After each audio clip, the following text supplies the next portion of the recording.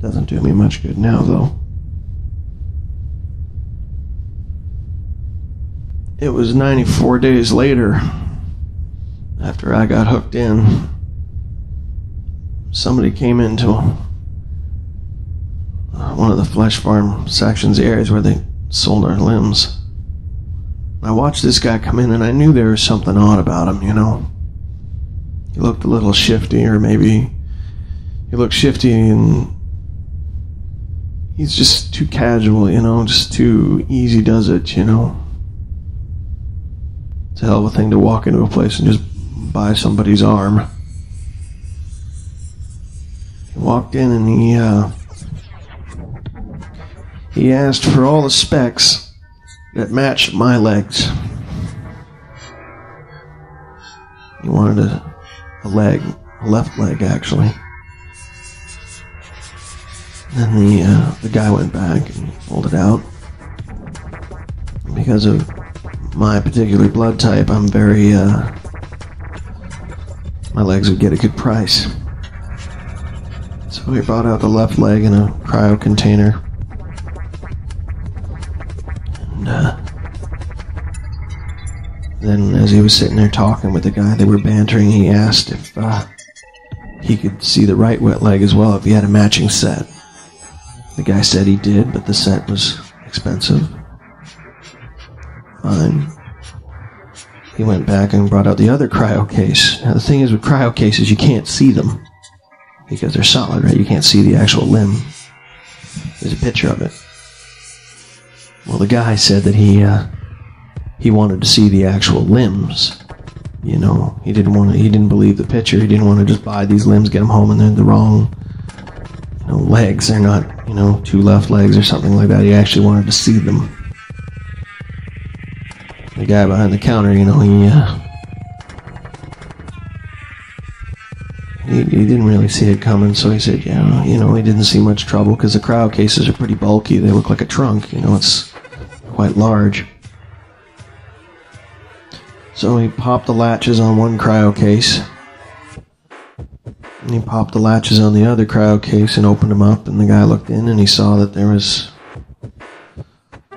my legs, which I could see too through the cameras. And he said it was perfect, and he shot him. The guy behind the counter, he shot him right in the face.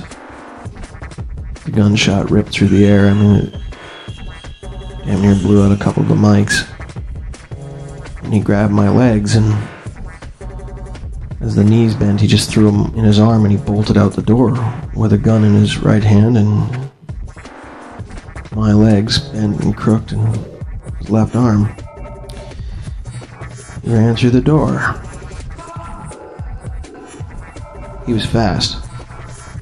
Probably enhanced with some kind of stimulant. I watched him as he ran down the street with these legs, and there was a bike waiting for him just outside. He jumped on the back of a bike. The driver was there, and they punched it. They made it through the front gates before the alarm even went off. And they released the dogs. Now the dogs, with their broadcasting hookup, they use the tail of the dog as like an antenna, a massive, massive booster, so that they can record where the dogs are, and then they've got their strike team, which would give chase. But these dogs, I mean, you can't understand how fast these things go, being prison retrieval dogs. I mean,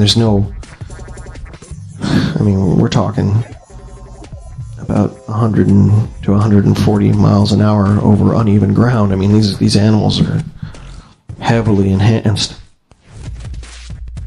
If things are good, they're expensive. If they're very good, they cost the most. If they're unbelievably good and impossible to find, then the market would keep them, and that was the case with these dogs. They got the 6 of them. I don't know where they got them, but they were state of the art.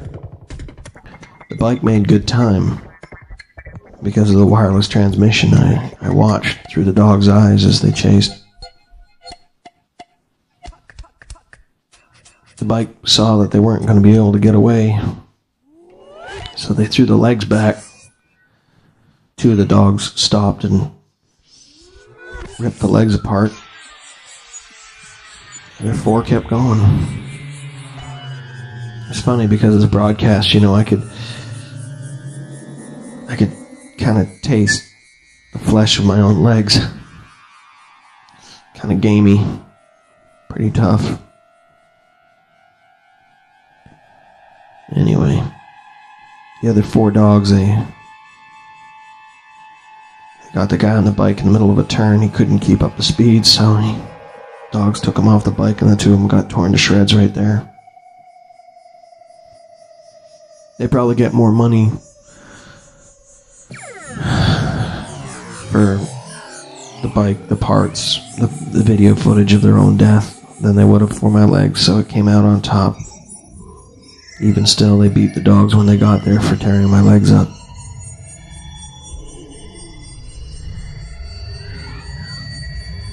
And then they brought them back. The morning winds had picked up pretty high. The remainder of the day, I tried to quell the screaming of innocent people in my mind and not think about the fact that my legs just got torn apart in the middle of the desert. Up until that point, I guess I'd had some kind of maybe a hope, a wish that I'd be able to get them back somehow, you know, like maybe I'd get out of here some way, I'd get rescued and be able to get my legs back. But they were gone. They were destroyed.